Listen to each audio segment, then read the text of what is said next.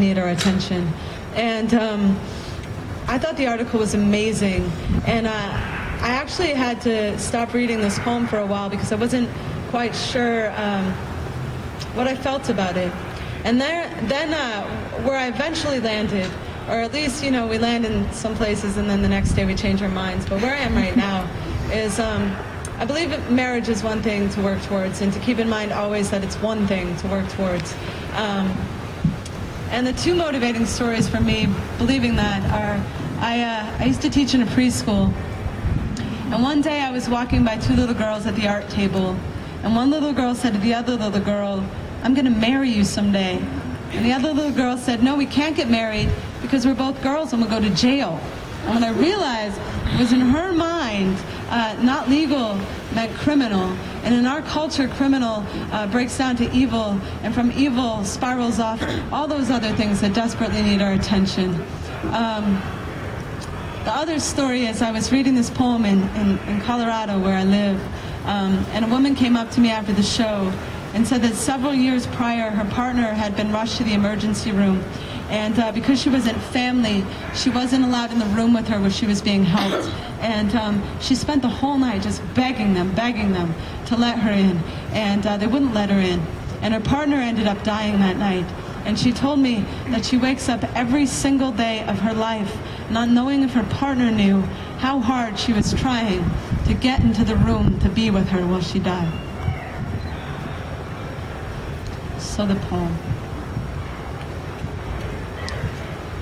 Baba da baba baba da baba da baba da baba dang a dang dang a ding a dong ding. I do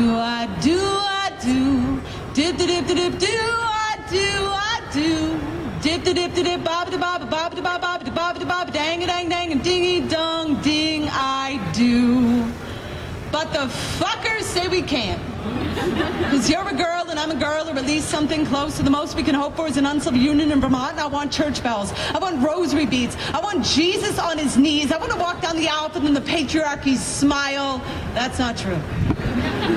Patriarchy can fuck itself.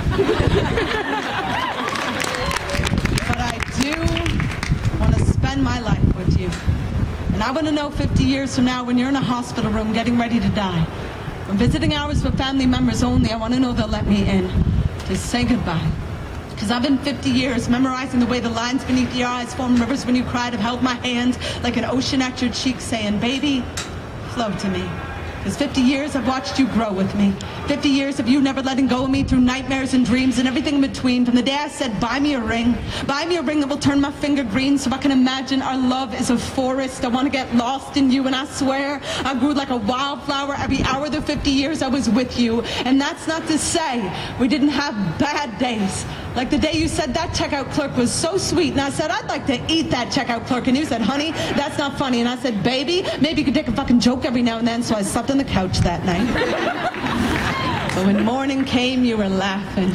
Yeah, there were times we were both half in and half out the door, but I never needed more than the stars on your skin to lead me home. For 50 years, you were my favorite poem.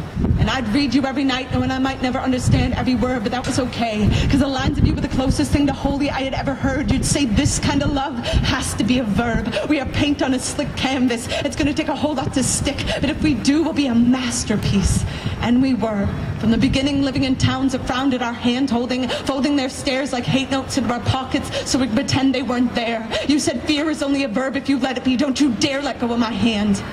That was my favorite line. That and the time when we saw two boys kissing on the street in Kansas, and we both broke down crying, because it was Kansas. And you said, what are the chances of seeing anything but corn in Kansas? We were born again that day.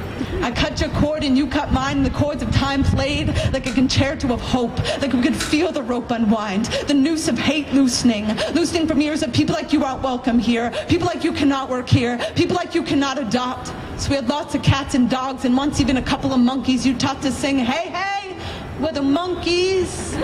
We were crazy like that. And I was so crazy about you. On nights you couldn't sleep, I would lay awake for hours counting sheep for you.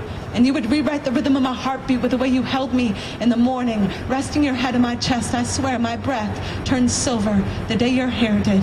like I swore marigolds grew in the folds of my eyelids the first time I saw you, and they bloomed the first time I watched you dance to the tune of our kitchen kettle in our living room. In a world that could have left us hard as metal, we were soft as nostalgia together. For 50 years we feathered wings too wide to be prey, and we flew through days strong and days as fragile as sandcastles at high tide. You would fold your love into an origami firefly and throw it through my passageway so all my hidden chambers were lit with lanterns. Now every trap door of every pore, my heart is open because of you, because of us. So I do want to be in that room with you.